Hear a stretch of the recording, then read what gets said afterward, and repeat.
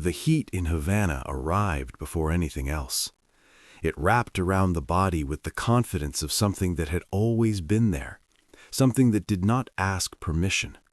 It lingered on the skin, softened the edges of time, slowed footsteps, stretched seconds into something almost tactile. For him, it felt like relief, like being allowed to exhale after years of holding his breath without realizing it. He had left Texas carrying little more than a camera bag, a notebook worn thin at the corners, and the quiet fatigue of someone who had learned how to live inside observation rather than action. His work had taught him to disappear in plain sight, to notice light before people, to frame moments instead of participating in them. Cuba was never meant to be anything more than a visual archive, a temporary detour between assignments, a place where color and decay shared the same breath. The city met him with contradictions, facades peeling in pastel layers, cars from another era gliding stubbornly through streets that refused to modernize, music drifting from open windows like something alive and uncontainable. Havana did not perform for him. It existed regardless of who was watching. That, more than anything, drew him in.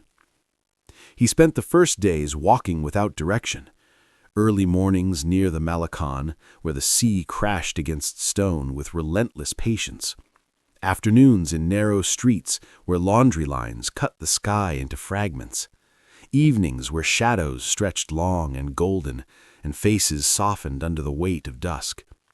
He photographed hands more than faces, hands repairing engines, hands offering fruit, hands resting on balconies as if holding on to memory itself. There was no urgency, no deadline pressing against his spine. For the first time in years, his schedule belonged entirely to chance. He noticed her on the fourth day, not immediately, not in a way that felt cinematic or destined. She was simply there, part of the environment, folded into the ordinary rhythm of the city, sitting alone at a small outdoor table near a cafe that barely registered as such, a chipped cup in front of her, sunglasses resting beside her hand, hair pulled back not for style but practicality. She did not demand attention. She did not seem to notice him either. What caught him was the stillness. In a city that moved constantly, voices overlapping, bodies weaving past one another, sound filling every available space, her stillness felt deliberate. Not rigid, not defensive, simply present, as if she had decided consciously to occupy that exact moment and nothing beyond it. He passed by once, then again. The light shifted, shadows changed shape. The street remained the same, but something in him slowed further, tuned itself to a quieter frequency. Eventually, proximity replaced intention. He stood nearby, pretending to study the way the sun reflected off a cracked wall, while his peripheral vision kept returning to her posture, her unhurried breathing, the way her fingers traced the rim of the cup absent-mindedly. When their paths finally aligned, it felt less like an introduction and more like an adjustment in gravity. There was no grand beginning, no spark that announced itself loudly, just a shared awareness, a mutual acknowledgement that something had shifted from parallel to intersecting. They walked. At first it was simply movement, two people navigating the same direction, matching pace without discussion. The city absorbed them easily, as if making space was an instinctive act. He noticed the way she observed details, not as a tourist, but not quite like a local either. Her attention lingered on small things, the curve of a doorway, the sound of footsteps echoing in an alley, the way light filtered through leaves onto uneven pavement. She carried herself without urgency, without display. There was no performative charm, no need to impress. Whatever she was, it was not trying to be seen. For him, that absence of projection felt disarming. They shared time the way people do when expectations have been deliberately left behind. Mornings that began without plans, afternoons that stretched lazily, guided only by hunger or curiosity. Evenings that dissolved into long walks, the city cooling gradually, breath by breath. He photographed less, not because inspiration had vanished, but because his attention had shifted inward. Moments with her resisted framing. They existed in between, in gestures too subtle to capture, in expressions that changed before the shutter could close. She asked little of him. About his work she listened but did not probe, accepted the surface explanations without pushing deeper. When conversation drifted towards the future, she redirected gently, almost unconsciously, grounding everything back into the present moment. At first he admired that, the discipline of staying here, now, the courage it took to resist narrative. Yet beneath the ease, something faint began to hum. Not discomfort, not suspicion, something closer to imbalance. A sensation that certain parts of her life had been carefully folded away, not hidden in fear, but stored with intention, as if revealing them too soon might contaminate what was unfolding. He chose not to notice. The days in Cuba had a way of convincing him that some truths were better left untouched, that naming things too early risked breaking them, that intimacy could exist without explanation. They existed in a space free of labels, free of professions, free of the hierarchies that had quietly shaped his life back in Texas. With her, he was not the observer. He was simply present, and she, in turn, seemed unburdened by expectation. She laughed easily, but not loudly. Her smiles arrived slowly, as if they had traveled some distance before reaching her face. There was depth there, layers, not mystery crafted for intrigue, but complexity formed by experience. Sometimes silence stretched between them, unbroken and unthreatening. He found himself reading those silences the way he read light, paying attention to what they revealed rather than what they concealed. He noticed how she watched him when she thought he wasn't paying attention, not with evaluation, but curiosity, as if she were learning the shape of him, mapping his presence carefully. The longer they stayed in that suspended state, the more real it felt. Cuba had become smaller, the city compressed into shared routes, familiar corners, recurring rhythms. Their world reduced itself willingly, focusing on the narrow space where their lives overlapped. It was intoxicating. And quietly, almost imperceptibly, insecurity began to take root, not as jealousy or fear, but as awareness, a recognition that something this unguarded could not exist indefinitely without consequence. He sensed that her time here was temporary in a way his was not, that she was moving through the city with the calm of someone who knew this chapter would close. He, on the other hand, felt himself opening in places he had long kept sealed. Still, he said nothing. Neither did she. Because some connections feel truest when left unnamed, because sometimes the absence of truth feels safer than its arrival. The days continued to unfold, warm and forgiving, unaware of the fracture forming just beyond the horizon. Time in Havana did not move forward so much as it widened. Days expanded, stretching into one another until beginnings and endings softened. What might have been remembered later as a brief encounter already carried the weight of something lived fully, something that resisted being categorized as temporary, even as it quietly was. They developed habits without ever naming them as such. Morning walks that began before the city fully woke, when the air still held a trace of coolness, and the streets belonged to those who moved without purpose. Coffee taken slowly, always at different places, never returning to the same spot twice, as if repetition might imprint expectation. Long afternoons where the sun pressed down relentlessly, driving them into shaded courtyards or quiet rooms with open windows and distant music. He watched her in fragments, the way she leaned back when listening, as if giving space for words to arrive. Her attention sharpened when something truly interested her, her stillness becoming more focused rather than withdrawn. She rarely spoke about herself directly. When she did, it was in carefully selected details, childhood impressions without timelines, experiences without context, stories stripped of hierarchy. At first, he assumed discretion was simply part of her nature, a preference for privacy, a resistance to self-definition. In his world, many people protected themselves by limiting access. He respected that instinct. Yet gradually, patterns emerged. Questions about work slid away from her effortlessly. If he mentioned his past assignments, she listened attentively but never mirrored with specifics of her own. When he spoke about returning to Texas, about the familiar weight of routine waiting for him there, she acknowledged it with gentle nods, her gaze drifting momentarily elsewhere, as if future logistics belonged to another version of herself. He felt no deception in it, only omission, and omission, he told himself, was not the same as dishonesty. The romance between them grew precisely because it seemed unmoored from reality. There was no negotiation of status, no calculation of compatibility beyond the emotional resonance they felt in each other's presence. He was not performing competence or ambition. She was not offering credentials or reassurance. They met as two people temporarily freed from the identities that usually preceded them. For him, that freedom felt radical.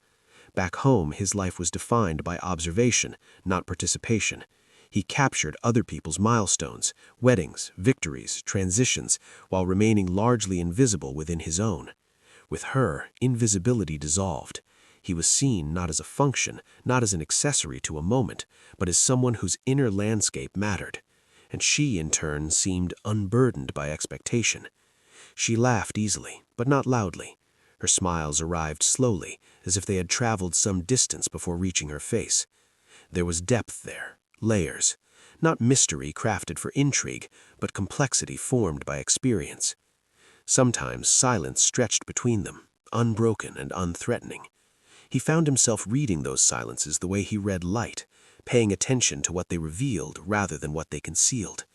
He noticed how she watched him when she thought he wasn't paying attention, not with evaluation, but curiosity, as if she were learning the shape of him, mapping his presence carefully. The longer they stayed in that suspended state, the more real it felt. Cuba had become smaller, the city compressed into shared routes, familiar corners, recurring rhythms. Their world reduced itself willingly, focusing on the narrow space where their lives overlapped. It was intoxicating. And quietly, almost imperceptibly, insecurity began to take root, not as jealousy or fear, but as awareness. A recognition that something this unguarded could not exist indefinitely without consequence. He sensed that her time here was temporary in a way his was not, that she was moving through the city with the calm of someone who knew this chapter would close. He, on the other hand, felt himself opening in places he had long kept sealed. Still, he said nothing. Neither did she. Because some connections feel truest when left unnamed. Because sometimes the absence of truth feels safer than its arrival. The days continued to unfold, warm and forgiving, unaware of the fracture forming just beyond the horizon. Time in Havana did not move forward so much as it widened. Days expanded, stretching into one another until beginnings and endings softened. What might have been remembered later as a brief encounter already carried the weight of something lived fully. Something that resisted being categorized as temporary, even as it quietly was. They developed habits without ever naming them as such. Morning walks that began before the city fully woke, when the air still held a trace of coolness, and the streets belonged to those who moved without purpose. Coffee taken slowly, always at different places, never returning to the same spot twice, as if repetition might imprint expectation. Long afternoons where the sun pressed down relentlessly, driving them into shaded courtyards or quiet rooms with open windows and distant music. He watched her in fragments, the way she leaned back when listening, as if giving space for words to arrive. Her attention sharpened when something truly interested her, her stillness becoming more focused rather than withdrawn. She rarely spoke about herself directly. When she did, it was in carefully selected details. Childhood impressions without timelines, experiences without context, stories stripped of hierarchy. At first, he assumed discretion was simply part of her nature, a preference for privacy, a resistance to self-definition. In his world, many people protected themselves by limiting access. He respected that instinct. Yet gradually, patterns emerged. Questions about work slid away from her effortlessly. If he mentioned his past assignments, she listened attentively, but never mirrored with specifics of her own.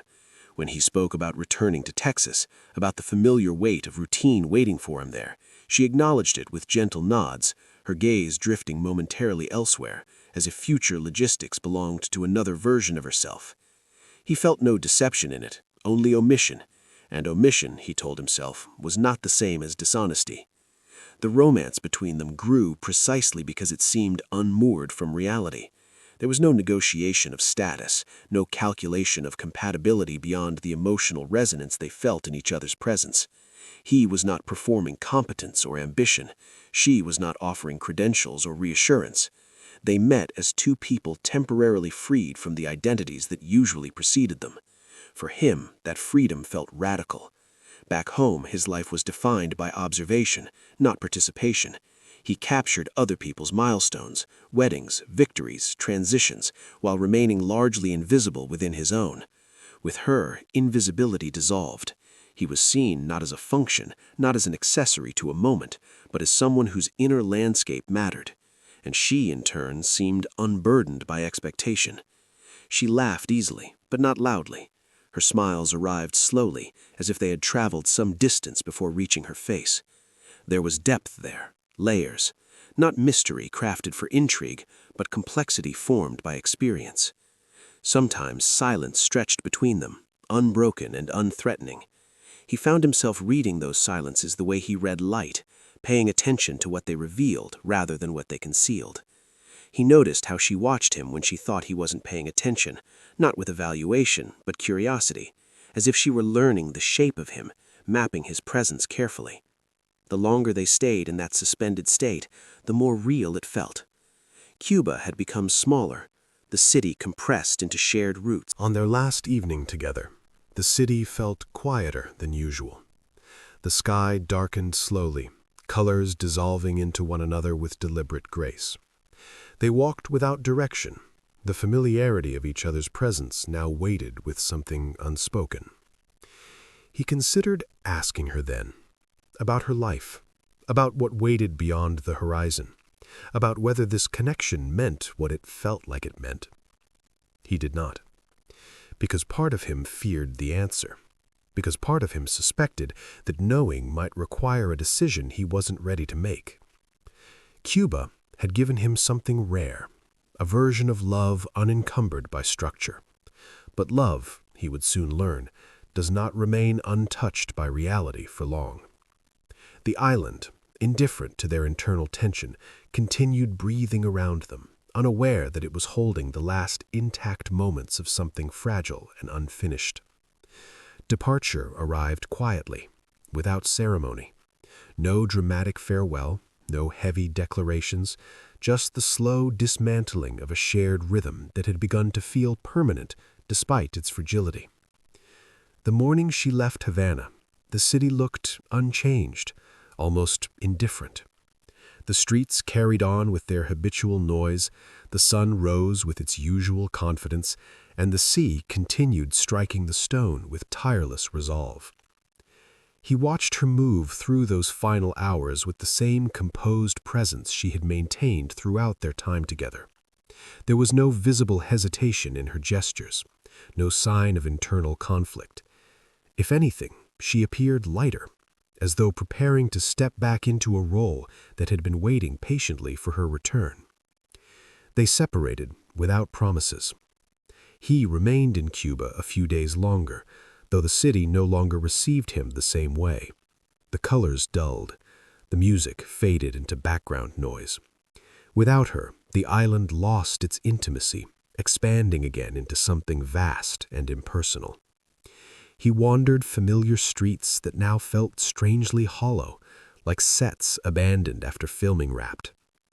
When he finally returned to Texas, the contrast was brutal. The wide highways, the predictable architecture, the relentless efficiency of everything. Life resumed its rigid structure without acknowledging that something essential had shifted inside him. His apartment felt smaller than he remembered, the silence heavier. He edited photos mechanically, delivering work on time, maintaining professionalism, yet something in his gaze had altered. He found himself lingering on images of people caught mid-transition, faces suspended between emotions, moments of uncertainty crystallized into stillness. Weeks passed. Then the truth arrived, uninvited. It surfaced casually, through a digital article he stumbled upon late one night. A headline referencing innovation, leadership, and growth. A photograph that stopped him cold. Her face. Different posture, different expression. Familiar features now framed by authority rather than ease. The article detailed her role as CEO of a major American company, her strategic vision, her influence across industries. Her accomplishments stacked neatly in bullet points, impressive and undeniable. The shock was immediate, but not shallow. It was not the wealth that unsettled him, nor the status. It was the sudden recontextualization of every shared moment, the silences, the deflections, the sense of deliberateness he had felt but never named. He replayed Cuba through this new lens. He questioned the authenticity of her presence, not because he believed she had lied, but because he wondered whether the version of herself she offered him was incomplete by design, whether he had fallen in love with a fragment, or whether that fragment was the truest version she had. The insecurity that followed was relentless. He scrutinized his own role in their connection, his openness, his lack of ambition by conventional standards, his comfort in observation rather than command. He wondered whether she would still see him the same way now that the imbalance was visible. For her, the return to the United States was a collision. Boardrooms replaced balconies, deadlines replaced sunsets, decisions carried weight again. Her days filled with structure, responsibility, and expectation. Yet beneath the precision of her routines, something unsettled pulsed quietly. She carried Cuba with her like a secret bruise. For the first time in years, she questioned the armor she had perfected. In Havana, she had existed without command, without reputation, without the need to perform certainty. With him, she had been unremarkable by choice and found that freedom intoxicating. Now, surrounded by people who knew her power before knowing her, she felt exposed. She feared reaching out, not because she doubted her feelings, but because she feared contaminating them, feared that revealing her full reality would retroactively alter his perception, strip their connection of its innocence. He learned the truth before she found the courage to speak it. The silence that followed was heavy, charged with parallel doubts. Each waited, uncertain whether contact would heal or fracture what remained. Eventually, distance forced confrontation. They met again back in Texas, in a space stripped of romance and improvisation. No ocean, no pastel decay, just neutral walls and controlled lighting. Reality, unfiltered. The air between them carried everything they had avoided saying. He looked at her differently now, not with resentment, but with vulnerability. He saw the magnitude of her life, the weight she carried, and felt suddenly small, not in worth, but in perceived compatibility.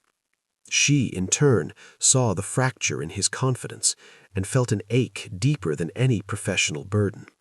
She realized that the one thing she had wanted, to be loved without her power preceding her, had come at the cost of transparency. Their connection stood at a crossroads. To move forward would require redefining love not as escape, but as integration, accepting that affection does not erase imbalance, but can exist alongside it. The truth, once revealed, does not automatically invalidate what came before. Or they could preserve Cuba as a perfect memory, a sealed chapter, untouched by negotiation or compromise, something beautiful precisely because it never faced the world. The decision unfolded, not through words, but through presence, through the way he chose to remain rather than retreat, through the way she allowed herself to be seen fully, without minimizing or justifying. Love, they discovered, was not diminished by reality. It was tested by it. She had spent years managing perception, learning how to shrink or expand herself depending on the room. She had assumed she knew what power did to relationships. What she had not prepared for was the pain of watching someone she cared for recede not because she asked him to, but because he believed he should. The fear that had followed her since Havana took clearer shape. That he would begin to love her position rather than her presence. Or worse, that he would believe he had no place beside her at all. They spent time together cautiously. Dinners that ended early, walks that stayed close to familiar neighborhoods. Nothing reckless, nothing spontaneous. The absence of risk was meant to provide stability, but instead it drained the connection of oxygen. Cuba had been reckless. That was its magic. Here, everything required negotiation. He returned to his photography with renewed intensity, as if grounding himself in craft might restore equilibrium. He chased assignments that took him away for days at a time, documented stories of people navigating transitions, communities in flux, individuals redefining identity. The irony did not escape him. Distance felt safer than proximity. For her, work intensified as well. Expansion plans, investor meetings, public appearances. Each success felt oddly hollow. The applause faded quickly, leaving behind the same unresolved ache. They circled one another, connected yet misaligned. What neither of them said, but both felt, was that love alone was no longer enough, not because it had weakened, but because it now required structure, decisions, compromise, the very things their connection had been born free of. She feared that asking him to step into her world would feel like an imposition, that it would confirm his deepest insecurities, that it would turn affection into obligation. He feared that asking her to slow down would feel like sabotage, that he would become another weight in a life already heavy with responsibility. So they waited, and waiting, quietly, began to erode them. The breaking point arrived without spectacle. It was an ordinary evening, the kind that rarely gets remembered until it becomes the one that changed everything. Plans had been made loosely, postponed once, then nearly canceled altogether. When they finally found themselves in the same room, the air felt tense with restraint. He looked at her and realized, with startling clarity, that he missed her. Not the woman standing in front of him, but the version of her who had existed without hierarchy between them. The woman who had walked beside him through Havana without titles or context. And she looked at him and realized that the man she loved was slowly disappearing behind politeness. That he was making himself smaller in an effort to fit a space she had never asked him to occupy differently. That night did not end in confrontation. It ended in stillness. A shared understanding that something had to change, not later, not gradually, but deliberately. That preserving what they had would require courage of a different kind than the one that had brought them together. Cuba had taught them how to fall in love. Reality would now teach them whether love could survive being fully seen. Change did not arrive as a conversation. It arrived as absence. He left Texas for an extended assignment without framing it as distance, yet both of them felt the shift immediately. The physical space between them mirrored an emotional one that had been widening quietly for weeks. Airports, rental cars, unfamiliar towns, movement became a refuge. When he was in motion, he did not have to confront the stillness where doubt lived. The places he photographed during that period were marked by transition. Towns losing industries, families packing decades into cardboard boxes, individuals standing at thresholds they had not chosen but could not avoid. Through his lens, he searched for meaning in displacement, for dignity in uncertainty, and everywhere he went, Cuba followed him. Not as a location, but as a state of being, a memory of who he had been when love felt weightless, when identity did not require negotiation, when he had not questioned whether he belonged beside someone. Late at night, alone in anonymous rooms, he revisited Havana in fragments, the texture of cracked paint, the sound of distant music drifting through open windows, the way her presence had made the city feel intimate rather than overwhelming.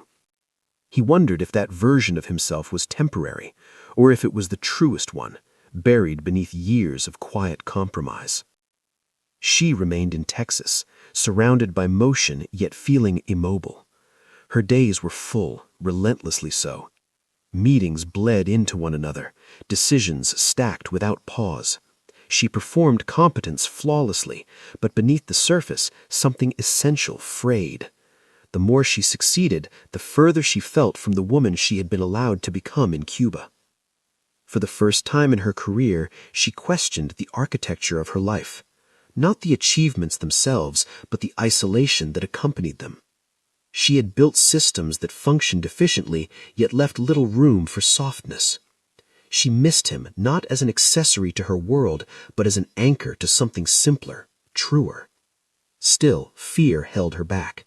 Fear that reaching out to him would feel like surrendering himself.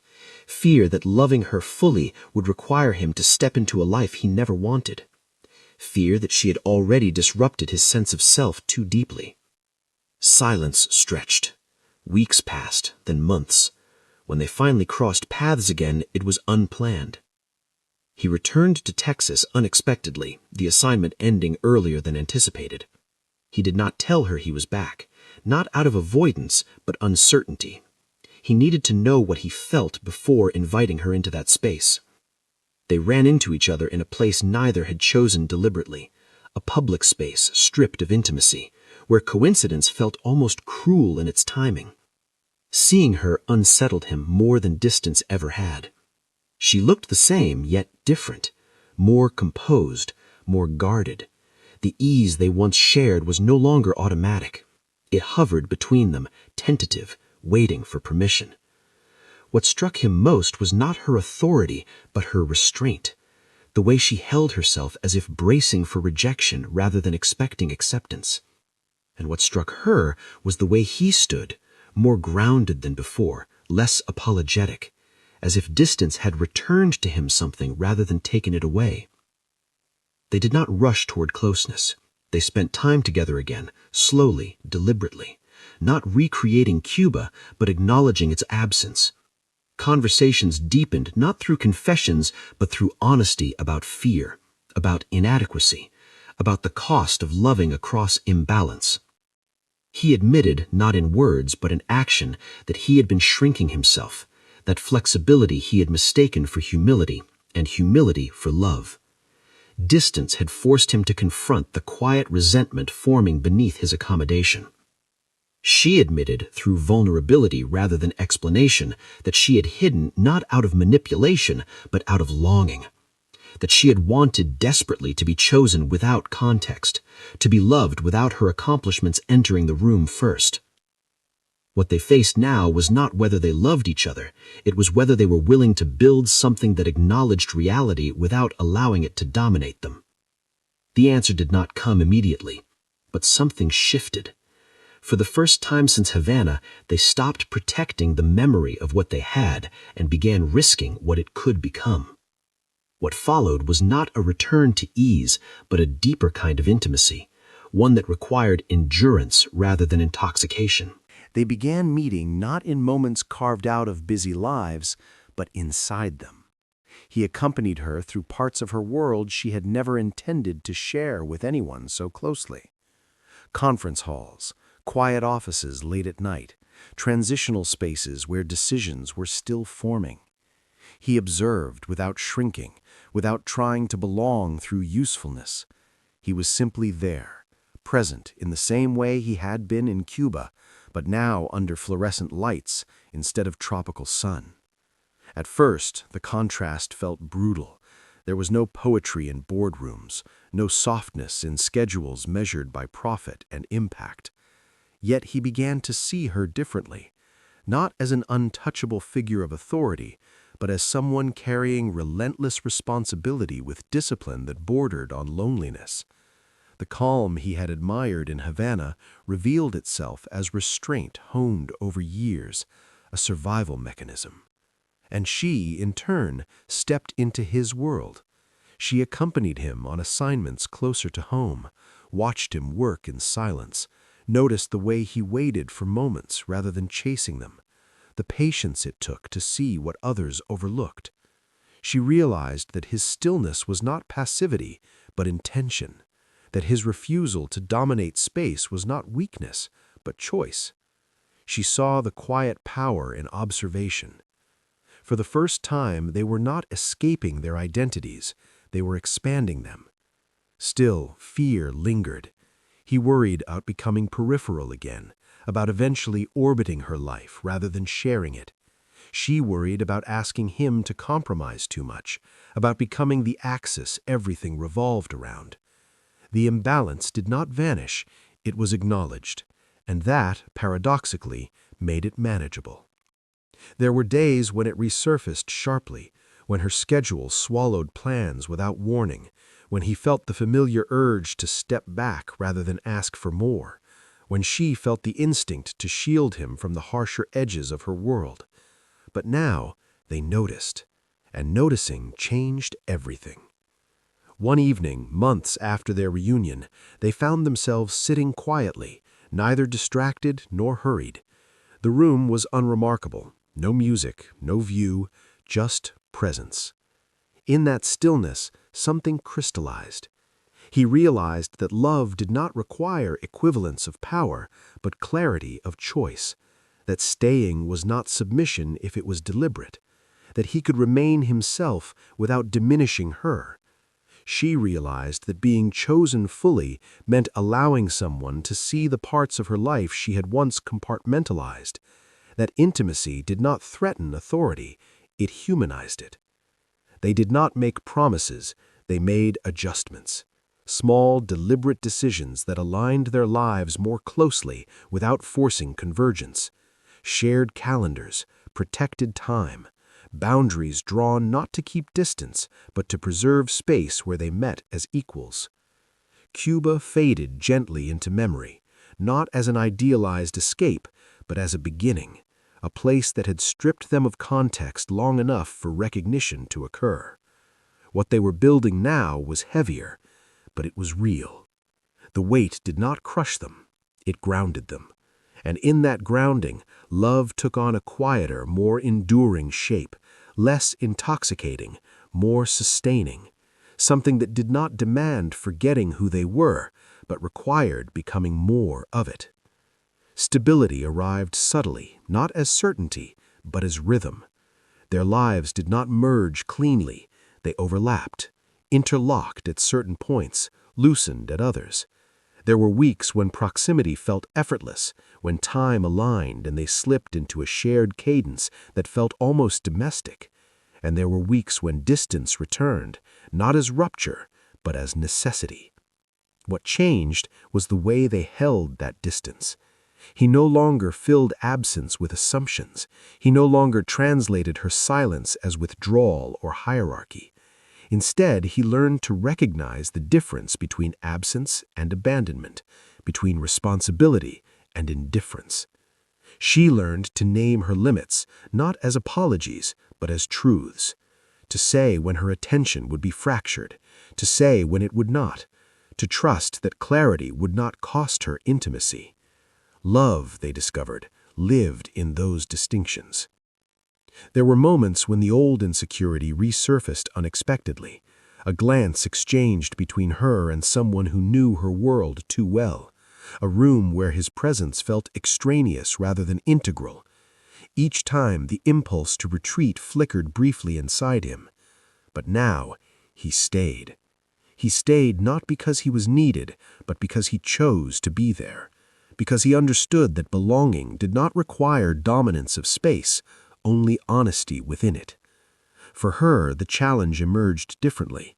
There were moments when she felt the urge to simplify herself again, to become lighter, easier, less complex in order to protect what they had, to revert to the version of herself that had existed in Cuba, unburdened, undefined, free of consequence. She resisted, not because that version was false, but because it was incomplete. She understood now that love could hold both her power and her vulnerability without collapsing under the weight, that she did not need to fragment herself to be chosen. They traveled again, though never back to Cuba. The decision was unspoken, mutual. Some places were meant to remain untouched, preserved in memory rather than revisited. Instead, they chose cities that required navigation, places unfamiliar to both of them, environments where neither held advantage, where curiosity replaced nostalgia. In those spaces, they practiced being new together. He photographed less obsessively, more intuitively. She stepped out of constant leadership, allowing herself to be guided without relinquishing agency. They learned each other not through intensity, but through repetition, through mornings that did not demand transformation, through evenings that ended without revelation. And still emotion accumulated, not loudly, not dramatically. It gathered in quiet moments, in shared glances across crowded rooms, in the way she rested against him when fatigue overtook discipline, in the way he reached for her without hesitation, no longer asking himself whether he belonged there. The final test did not arrive as crisis. It arrived as choice. An opportunity emerged for her, one that required relocation, expansion, a deeper commitment to the life she had built. It would shift everything: time zones, proximity, the fragile architecture they had constructed. She did not present it as inevitability. She presented it as truth. He felt the weight of the moment settle into his chest slowly. This was not Cuba. There was no suspension here, only consequence. He retreated inward, not in fear, but in clarity. He asked himself what staying meant now, whether love still felt like presence or obligation, whether choosing her meant abandoning himself. The answer did not come quickly, but when it did, it arrived quietly, without drama. He realized that the version of himself who had fallen in love in Havana had not been erased by reality. He had been refined by it, strengthened, given definition. And she realized that waiting for love to feel effortless was another form of control, that growth often required discomfort, not sacrifice, but recalibration. They did not frame their decision as destiny.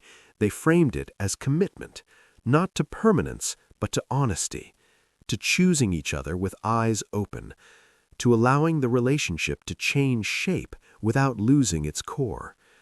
When they finally returned to Cuba, in memory only, it was not as longing, it was as gratitude. Because what began there had not survived by remaining untouched, it had survived by being challenged. And in that survival, it had become something far more enduring than a perfect moment.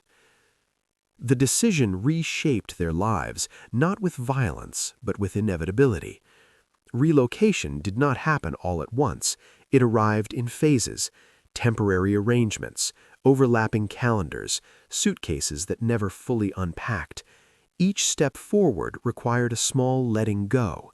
Familiar streets replaced by new ones, routines loosened, then reformed. What had once felt like balance now demanded constant adjustment. He moved through this transition with a quiet attentiveness that surprised even him. There were moments of grief, for the life he had known, for the version of himself who could travel light, unanchored, belonging nowhere and everywhere at once. Commitment did not erase that longing, it reframed it. He learned that choosing something meaningful often meant relinquishing certain freedoms without resenting the loss. Photography changed for him, not in quality, but in intention. He became less interested in capturing moments of escape and more drawn to stories of endurance, of people building lives inside constraints rather than fleeing them. His work grew slower, deeper. Editors noticed the shift. There was a new gravity to his images, a sense of patience that resonated. She watched this transformation with admiration tinged by guilt, because while he adapted, she felt the weight of what he had taken on for her. Even when he insisted, through consistency rather than reassurance, that the choice had been his, she carried a quiet responsibility for the life they were building together. Power, she realized, did not disappear in intimacy, it redistributed itself. She learned to wield it differently. In her professional world, she remained decisive, strategic, forward-facing. But at home, she practiced something unfamiliar: uncertainty. Allowing plans to remain open, letting him lead in spaces where she once would have taken control instinctively, trusting that not everything needed to be optimized. This, too, was work. There were conflicts, not explosive but persistent, friction born of difference rather than betrayal, moments when his need for solitude clashed with her need for proximity, when her obligations swallowed days he had hoped to share, when exhaustion blurred intention. They did not dramatize these moments, they sat with them. They learned that love did not demand resolution of every tension, only the willingness to remain present within it, to resist the urge to keep score, to recognize when compromise was mutual rather than unilateral. Time passed. Seasons shifted. What had once felt precarious began to feel lived in. The sharp edges of insecurity dulled, replaced by something sturdier. Trust no longer required constant reaffirmation. It existed quietly, evident in routine. Yet even stability carried its own test. One evening, alone, he revisited his old photographs from Cuba. Not out of longing, but reflection. He noticed something he had not seen before. In the images, there was distance. Even in the most intimate frames, he had positioned himself just outside the moment, a witness rather than a participant. The beauty of the island had allowed that distance to feel romantic, intentional. Now, looking at his recent work, he saw something else entirely. Presence. Imperfect, sometimes messy, but undeniably close. He understood then that what he had feared losing, himself, had not been lost. It had been integrated. The observer had learned to stay. For her, a similar reckoning arrived unexpectedly. During a rare pause in her schedule, she found herself alone, without agenda. The silence, once uncomfortable, now felt earned. In that stillness, she acknowledged something she had long avoided. She no longer needed to prove her strength constantly. Loving him had not diminished her authority, it had softened her relationship to it. She no longer feared being seen without armor, because she knew now that vulnerability did not make her smaller, it made her reachable. Their love did not culminate in spectacle. No dramatic declarations, no grand gestures. It settled into shared mornings, into mutual consideration, into the quiet confidence of two people who had chosen each other repeatedly, even when the choice was inconvenient. Cuba remained where it belonged, not as an escape, not as a comparison, but as the place where they had first encountered each other without defenses. What they built afterward was heavier, and because of that, it lasted. What endured between them was not perfection, but accumulation. Years did not pass in a blur. They arrived deliberately, marked by subtle shifts rather than milestones. Their relationship did not rely on anniversaries or symbolic dates. It revealed itself in the way their lives adapted around one another without losing individual shape. He learned the geography of her fatigue, the difference between exhaustion that required solitude and exhaustion that needed proximity. He learned when to speak and when to simply remain, anchoring the space with quiet presence. This attentiveness, once reserved for his subjects, became the language through which he loved her. She learned the contours of his silence, when it meant reflection rather than retreat, when it was an invitation rather than a barrier. She learned not to fill every pause with reassurance or solution, to trust that stillness did not signal fracture. They grew older together without dramatizing it. His hair changed first, strands of gray threading themselves in without apology. He noticed them one morning in the mirror and felt no resistance. Aging felt earned, evidence of continuity rather than loss. She aged differently, less visibly, more internally. Authority became quieter. Confidence required less reinforcement. She stopped measuring her worth through acceleration, began choosing where to apply intensity rather than dispersing it everywhere. They did not become simpler people. They became more precise. There were moments when the old imbalance resurfaced, usually in unfamiliar rooms filled with people who knew her accomplishments intimately and knew nothing of him. The flicker of uncertainty still appeared, brief but recognizable. But now it passed quickly. Because his sense of self no longer depended on contrast, he did not need to match her influence to feel whole. He understood the value of what he brought: perception, grounding, an ability to slow the world enough to make it legible. And she no longer feared that her success cast a shadow. She saw how he occupied space without competing for it, how his presence softened rooms that otherwise tightened under expectation. Together, they created a private language built not from words, but from recognition. A glance that signaled it was time to leave, a hand placed gently at the base of the spine during crowded events, a shared breath before stepping into separate responsibilities. They returned to travel, though differently than before, not as escape, as punctuation. Journeys became intervals where they took stock of what had shifted. They no longer chased novelty. They allowed themselves to revisit places, to notice how familiarity revealed layers novelty could not. They never returned to Havana. The decision remained unspoken but deeply mutual. Cuba belonged to a version of them that could not be revisited without distortion. To return would risk comparison, nostalgia, disappointment. Some beginnings were meant to stay untouched. Instead, Cuba lived quietly between them, in the way they valued unstructured time, in their resistance to over-definition, in their shared understanding that the most meaningful connections often emerge when identity loosens its grip. As time deepened, something else emerged: gratitude without urgency. They were no longer afraid of losing each other, not because loss was impossible, but because they trusted the integrity of what they had built. They knew that love, even if it ended one day, had already reshaped them in ways that would not be undone. That knowledge made love calmer, more spacious.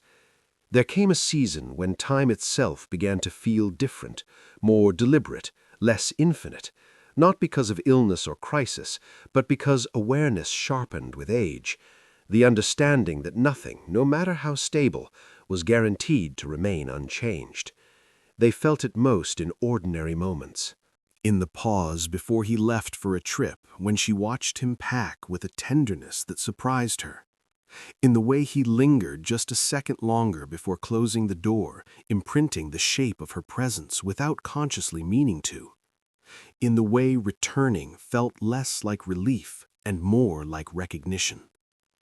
One evening, long after Havana had settled permanently into memory, they found themselves sorting through old photographs together, not for any reason beyond chance. The images unfolded slowly, cities that no longer looked the same, faces of people they had loved briefly, intensely, then released, versions of themselves caught mid-transition. Eventually, Cuba appeared. The colors were louder than he remembered, the light harsher, the distance between the camera and the world more evident. She studied the images quietly. She saw herself there, not as a CEO, not as a figure of authority, but as a woman temporarily unburdened by consequence, a woman who had dared to exist without explanation. He watched her reaction without intervening. There was no nostalgia in her expression, only gratitude, because she could see now what she had not fully understood then, that the woman in those photographs had been real but incomplete, and that the life she lived now, heavier and more complex, had not erased that woman. It had fulfilled her. He felt something similar settle in his chest. He recognized the man behind the lens in Havana, the observer, the witness, the one who hovered just outside the frame. He felt no regret for that version of himself. He felt compassion, because that man had needed distance in order to feel safe, and the man he had become had learned how to stay. They did not speak about it. They did not need to. Later that night, when the house had quieted and the world outside receded into abstraction, they sat together without agenda, not performing intimacy, simply inhabiting it. In that stillness, something final and gentle took shape, not an ending, a completion. He understood then that the most profound love story was not the one that burned brightest at the beginning, nor the one that defied all odds in dramatic fashion. It was the one that endured being fully seen. She understood that being loved for who she was had never meant being loved without context. It meant being loved without reduction, without having to amputate parts of herself to remain desirable. Cuba had given them a miracle. Reality had given them something rarer, a love that survived clarity, a love that did not require escape, a love that chose presence over perfection. When memory eventually softened and time carried their story forward beyond daily awareness, what remained was not the island, not the revelation, not the imbalance they once feared. What remained was this: two people who met without armor, who separated with uncertainty, who reunited with courage, and who stayed, not because it was easy, but because it was true. And somewhere in the quiet space between what was and what would always be remembered, Havana continued to exist, not as a place they longed for, but as the first proof that love, when stripped of illusion, could still choose to endure.